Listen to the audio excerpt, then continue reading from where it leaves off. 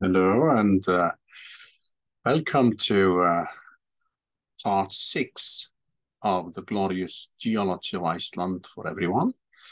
In this part 6, we go from Reykjavik, the capital of Iceland, to the volcano, the central volcano, Hengill. So let's now start.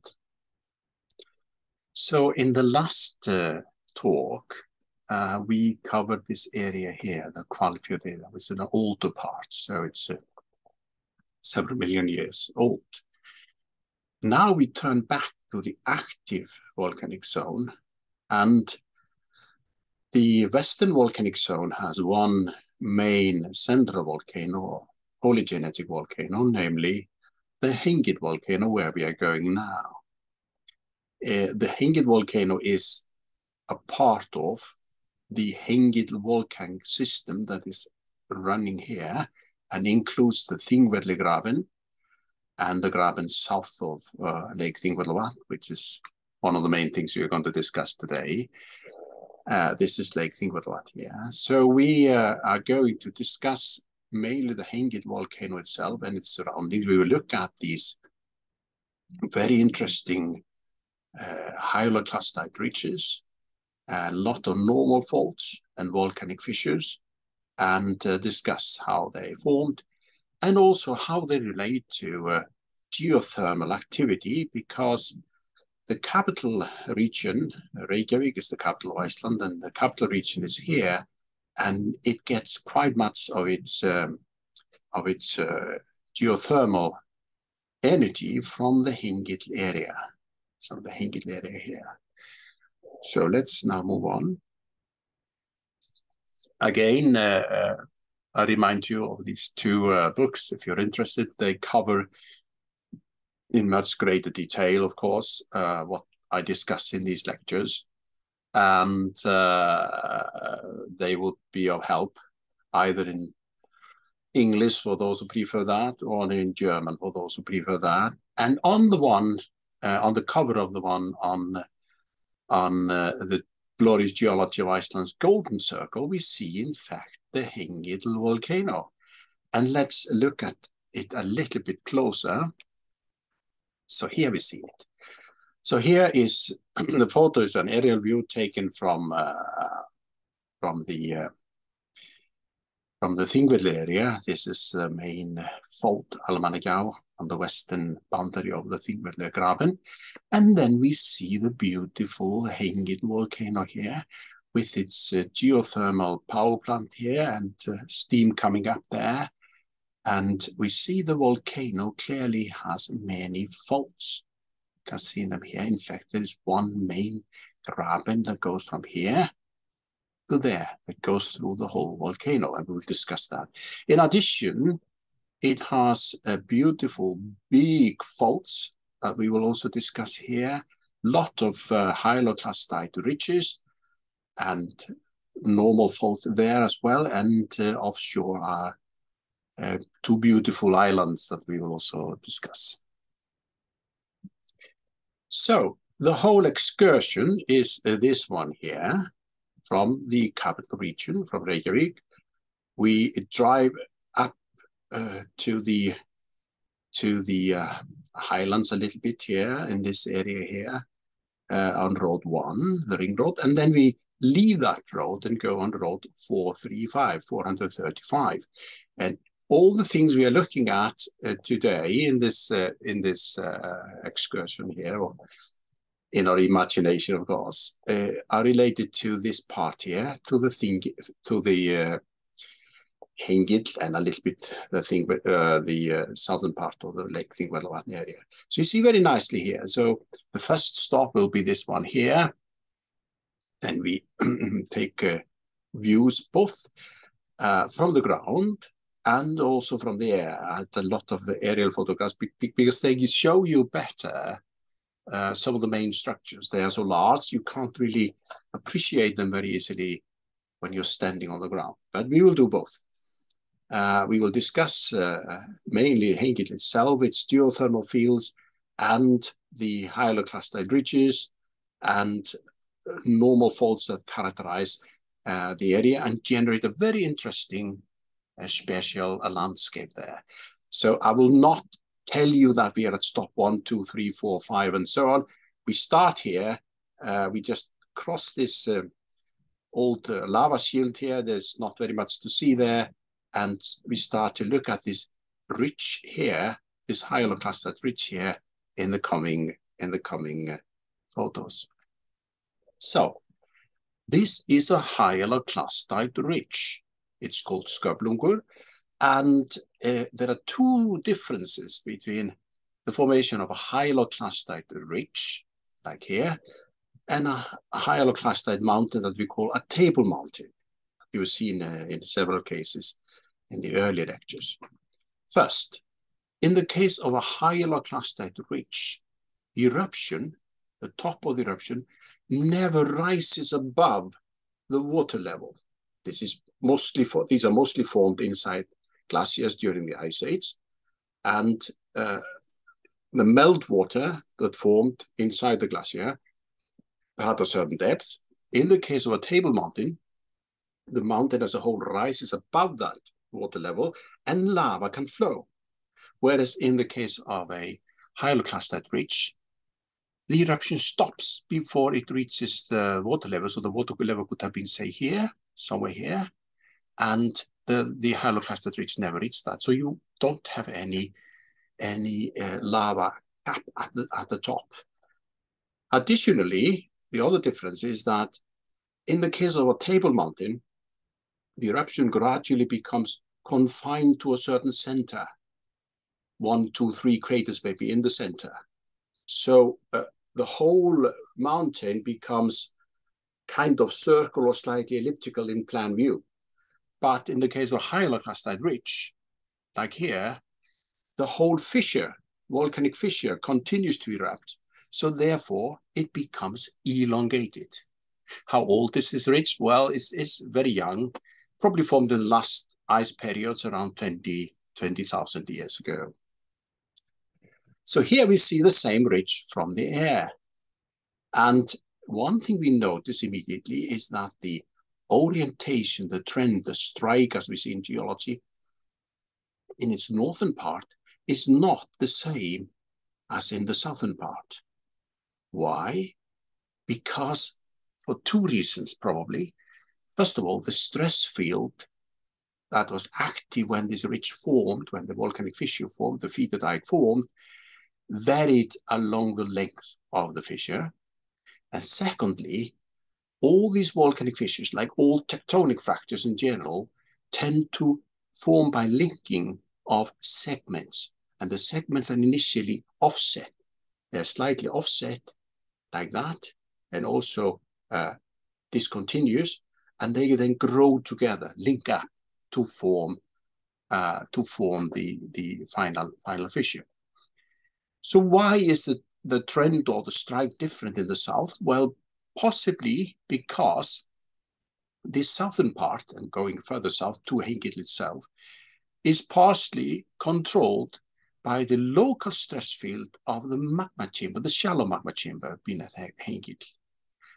Whereas the northern part is controlled by simply the regional stress field in the western volcanic zone. So this part is parallel, strikes northwest or north-northwest, which is parallel to nearly all the tectonic fractures and faults in the Hengill volcanic system in this part here, in the northern part, and in the Thingvellir area. So these kind of changes are very well known. You go into a central volcano and you see that the fractures there, or mainly dikes and inclined sheets, but also some faults, strike in various directions because they're controlled by the local stress field of the shallow magma chamber. When you go further away from the volcano, from the magma chamber, the strike is mostly parallel with the rift zone that was operating at the time when the structure was forming. So just to remind you, we've seen this one before. We have, here's a half a volcanic system really. This could be, say, Hengill. And we have a shallow magma chamber, and the shallow magma chamber generates a local stress field, which is different from the regional stress field out in the other parts of the volcanic system. So inside the rift zone, this would be the plate tectonic rift zone stress field. So most of the dikes here, the regional dikes, are vertical and orientated, say in the western volcanic zone, they would be orientated or striking northwest or, no, sorry, northeast or north-northeast. But inside the central volcano, they can strike in all directions because the local stress field is much more complex there and is changing all the time. It's changing because the magma chamber is changing its shape. It's growing or shrinking, and the pressure, of course, changes, and the rock properties here are changing. So everything inside the central volcano and the associated magma chamber is very dynamic, very dynamic. So the stress field is continuously changing there. And I indicate that here by showing both radial dikes and these kind of inclined sheets or cone sheets that have all kinds of directions inside the central volcano. So the two things that stand out in the Hengill area as regards tectonic structures are the big normal faults. Here we see one, a fault plane, and the other thing is the hyaloclastite ridges that we just discussed. So here's a plane of a normal fault. So where I'm standing when I take the photo, that part has subsided. This part here has subsided.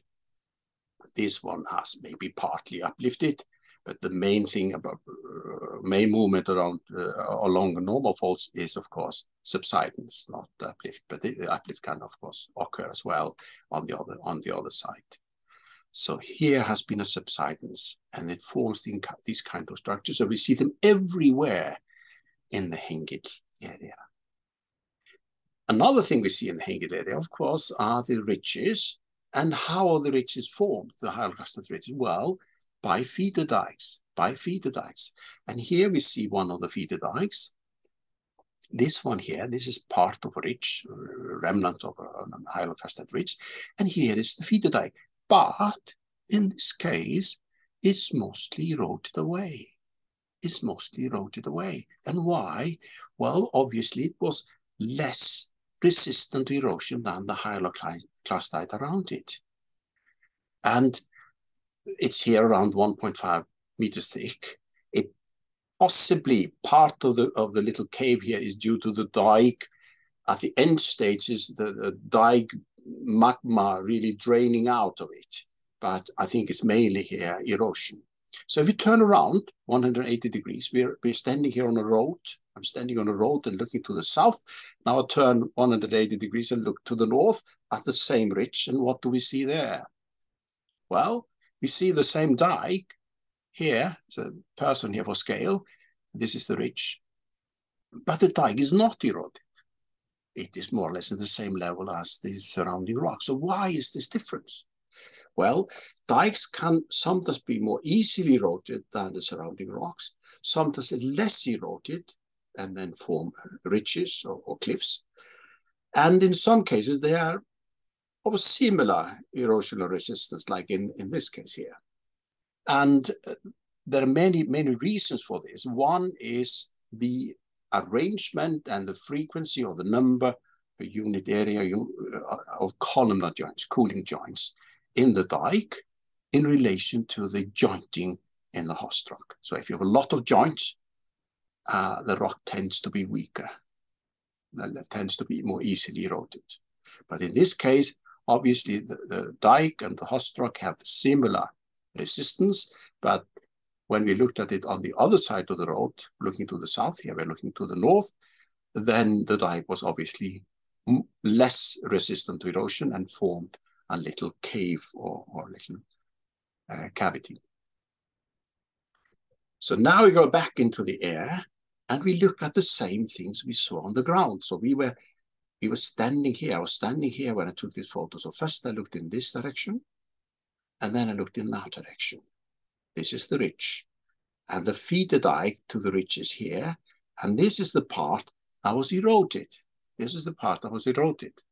And here on the other side, on the northern side here, was the part that had the same resistance to erosion as the rest of the ridge. In addition, we see these walls. These walls, as we saw earlier on, are faults. They are faults, normal faults.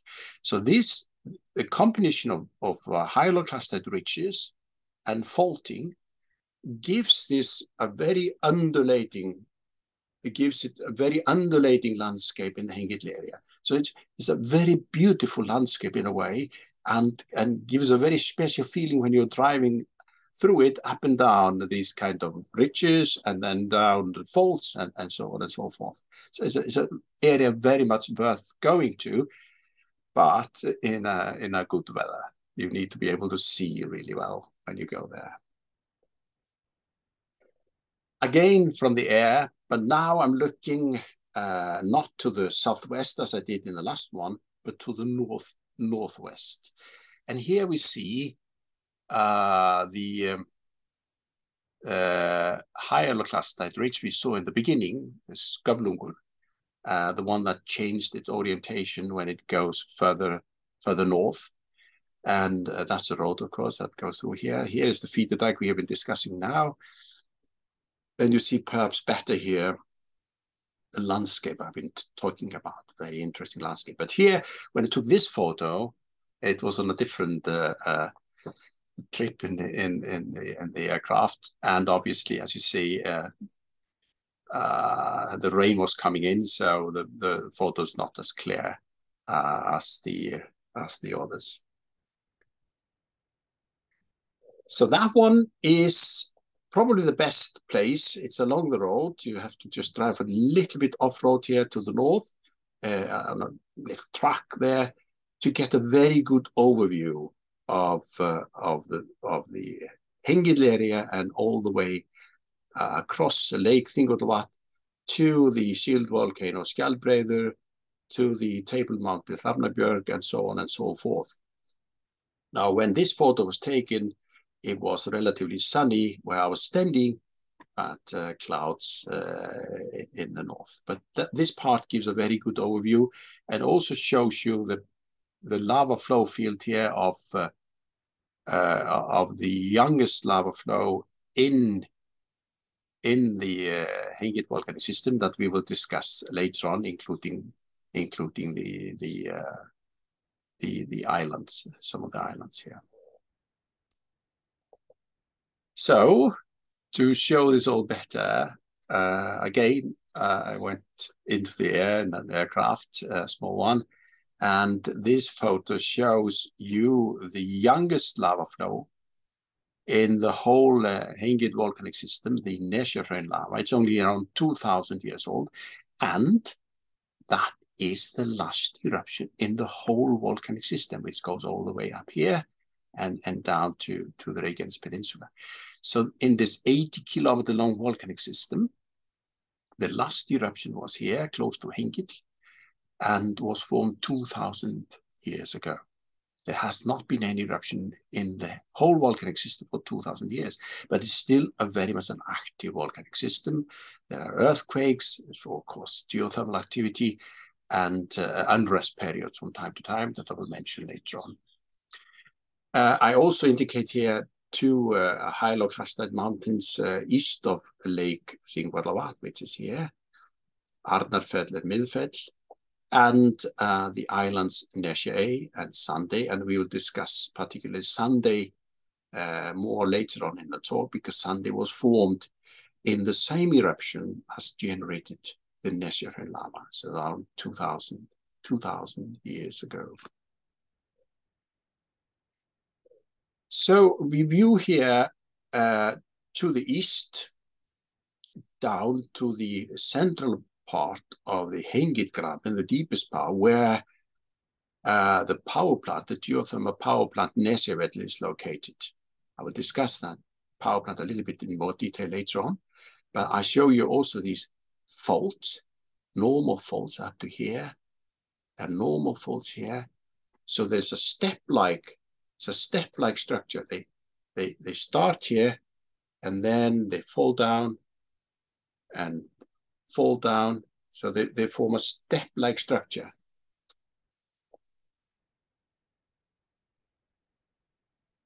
Well, perhaps better to indicate it in a different way. So the faults, they can move down like that. So here's a fault movement, or in the other direction like that. And then from the next step, a fault also subsides or moves down. So you form an overall structure that becomes lower and lower and lower. And the deepest part here in the center is just about 100 meters above sea level. So that's the deepest part of the Hengill Graben. I will show you now these faults from the air, so you can see their structure a little bit better. So here is first a photo that's not so very good. The reason is that I took it from aircraft very late in the afternoon, so the shadows are very long, but still we can see the main things. We can see where I stopped to show you an overview of Lake Þingvallavatn and many of the features there. This, of course, is Hengill itself here. This is the deepest part of the Graben. That's the power plant Nesjavellir. And these faults are just indicated to you are here. They are forming the eastern part of the Hengill Graben. One thing we notice is the volcanic fissure that formed 2,000 years ago and generated the Nesjavellir lava is not formed inside the deepest part of the Graben. It's formed at around 150 meters elevation above the Graben. That may sound a little bit strange. Why does the magma not go to the deepest part? In a way, you would think that's the easiest way.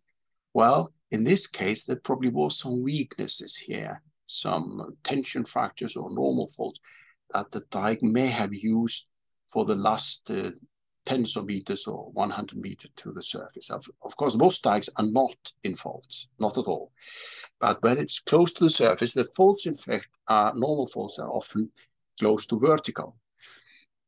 So then it's relatively easy. Then it's relatively easy for the dike to use a part of the fault.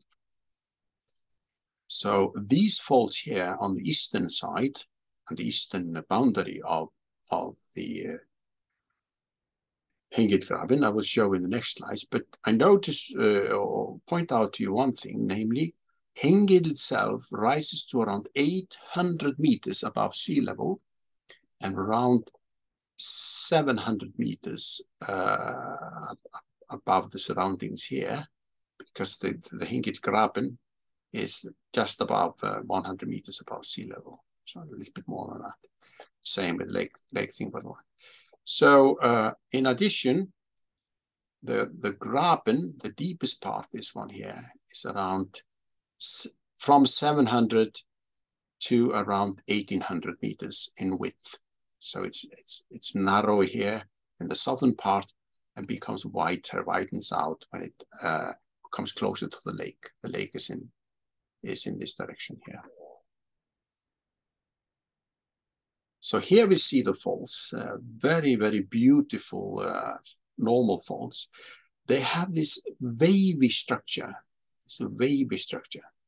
The wavy structure, like we had for the ridges, is because of variation in the local stress fields here, and also because these were initially segments and segment and segment that link together. So initially the fault is formed of parts that may then later on propagate and grow and link up to form larger segments like we see here.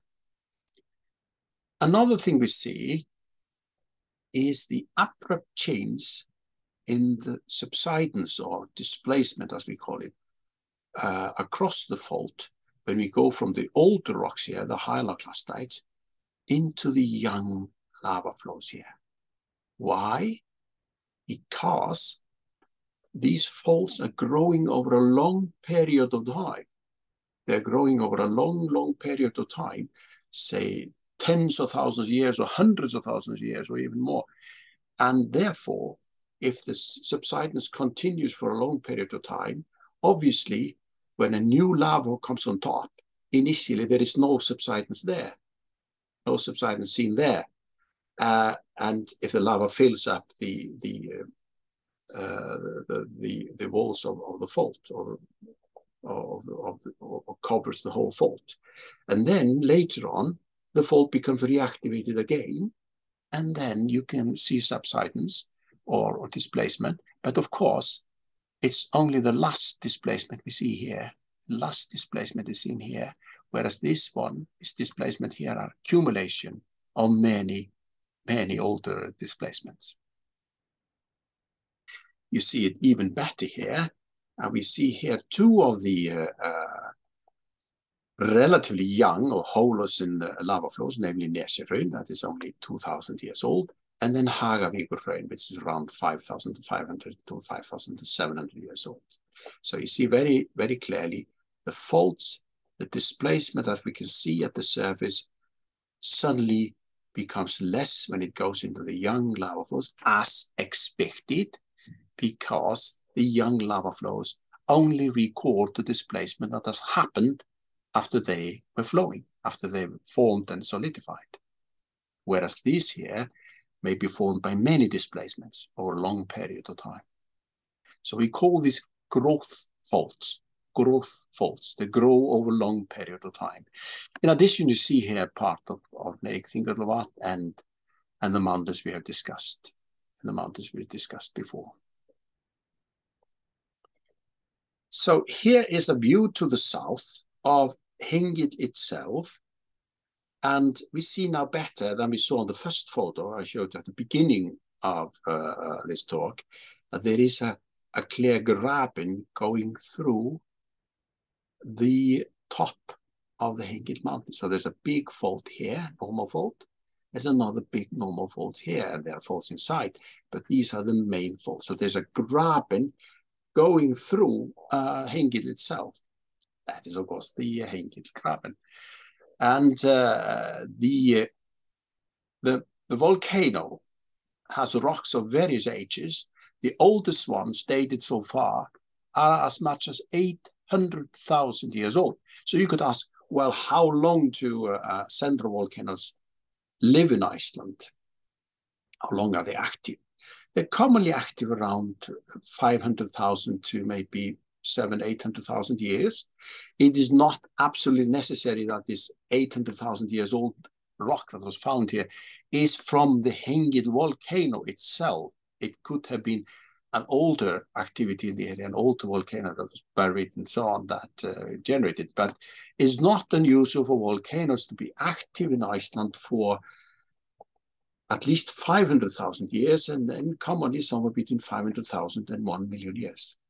So in addition here, as I mentioned, the height of the mountain is around 800 meters above sea level, and therefore 700 meters above the deepest part of the Hengill graben itself. So when again we look at Hengill from the air, here I'm looking to the south, really, along the biggest fault in the whole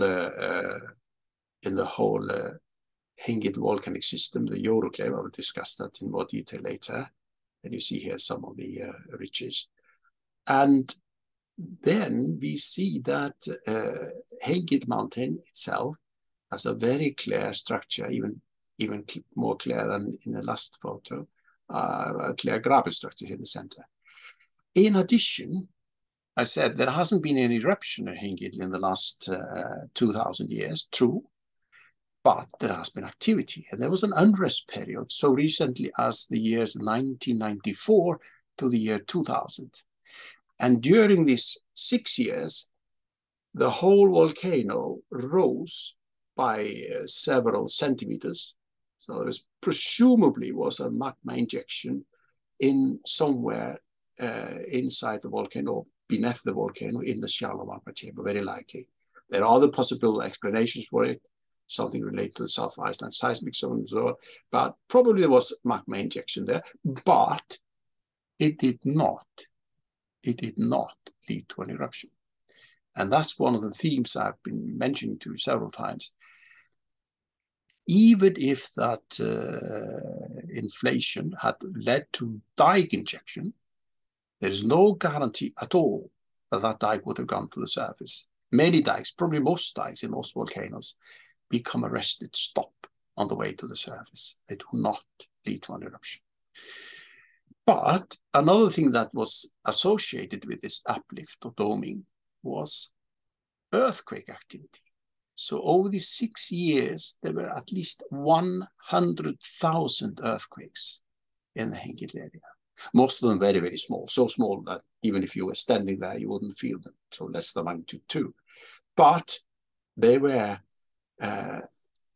measured with seismometers, and at least 100,000 occurred during the 6 years period.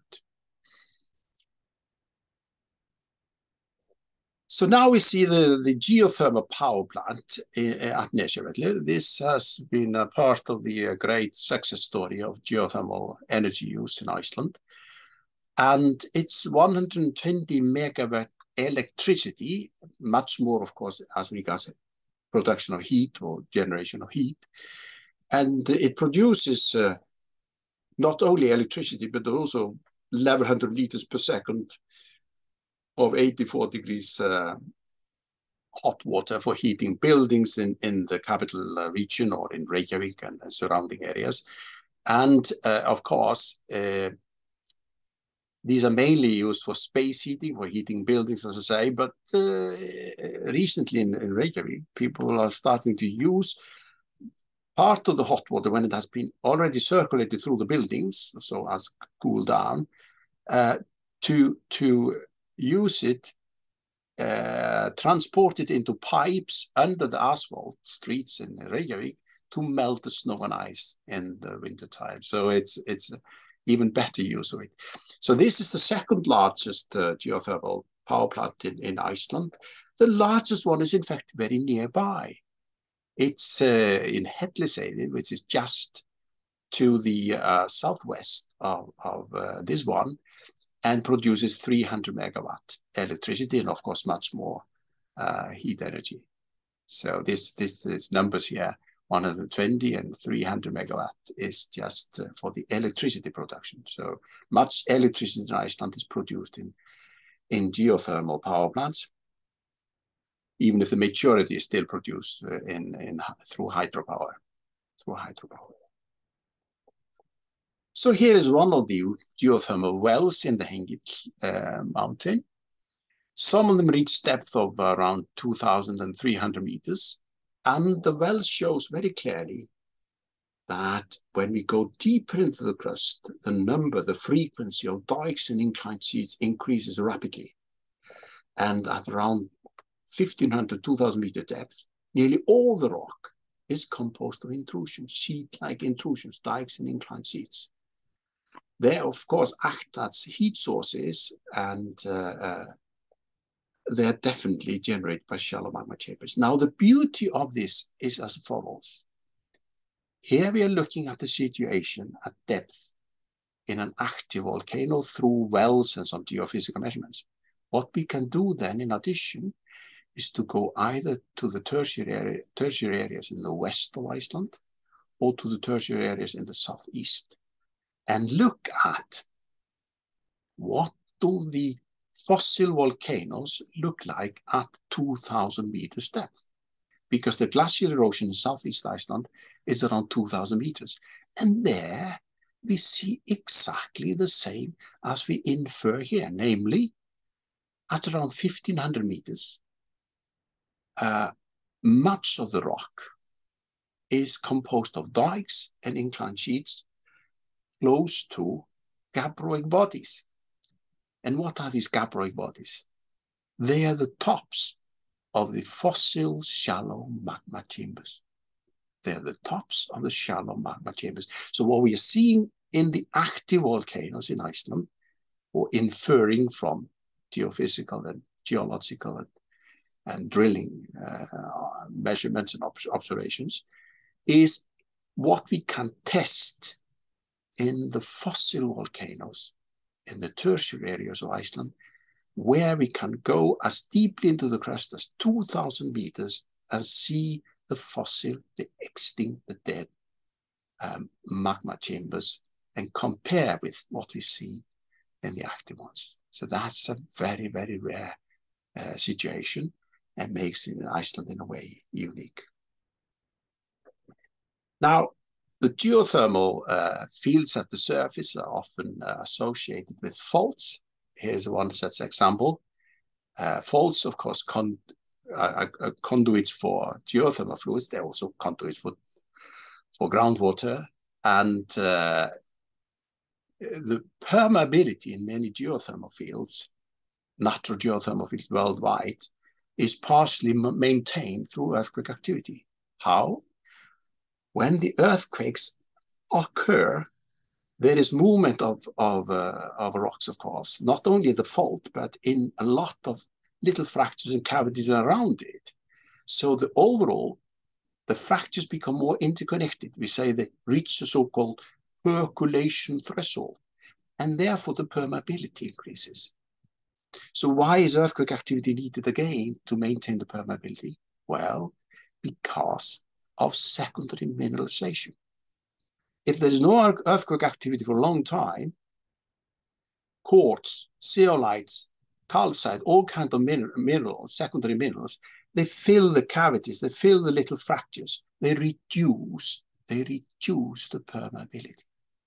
So the earthquake activity is not all bad. It's needed partly to maintain the permeability. In addition, of course, we have discussed dikes. Dikes also conduct fluids, not only geothermal fluids, but also groundwater, of course. I mentioned the two islands in the southern part of Lake Thingvallavatn, and here is the larger one called Sandey, or the Sand Island, or Sandy Island. And that one, this one, seen from the air, was also formed as a part of the Nesjahraun lava eruption 2,000 years ago. In fact, the fissure that generated that eruption was very, very long, around 30 kilometers, not continuous, but it was offset and segmented, but 30 kilometers in total length. And is by Icelandic standard a very long volcanic fissure. The fissure, therefore, extended into part of Lake Thingvallavatn and formed this little island here. So here we are looking to the southwest, again from the air. We see now more of the volcanic fissure that generated the Nesjahraun lava. See the fissure here. This is many of the crater cones here. Here's the reddish crater cones. You can see them continue here. And of course, you see the faults on the western side. And again, I mentioned the fact that part of the volcanic fissure is up here. So it's standing, well, reaching the surface maybe 100, 150 meters above the deepest part of the graben, meaning there was probably some kind of weakness there that the fissure used, or the feeder dike in a way, used to reach the surface. Now we are coming to the biggest fault in the Hengill volcanic system, and one of the larger normal faults in Iceland. It's the western boundary of the Hengill volcanic system called Jórukleif. So I show you first Jórukleif on the ground, as you see here, standing next to it, and then we can see the displacement here. So here I'm looking across the Cove Hestvik, and the cove itself is formed by parallel normal faults. And there's an upper step and a lower step on Jórukleif, and in total, the displacement is around 200 meters. This one is slightly larger, maybe 130 meters, and this one then is slightly less. But there's a step-like movement on the fault. So 200 meters displacement on a normal fault is quite large by Icelandic standards. And now we see it from the air. The upper step is here, I was standing roughly here when I took the first photo. I showed you of these lavas here. So it's cutting through a lava shield called Mosfellsheiði here. So these are Pahoehoe lava flows or flow units. This is the subsidence of the upper step, around 130 meters. And this is the normal fault itself. So the upper step and the lower step comes down here into the lake.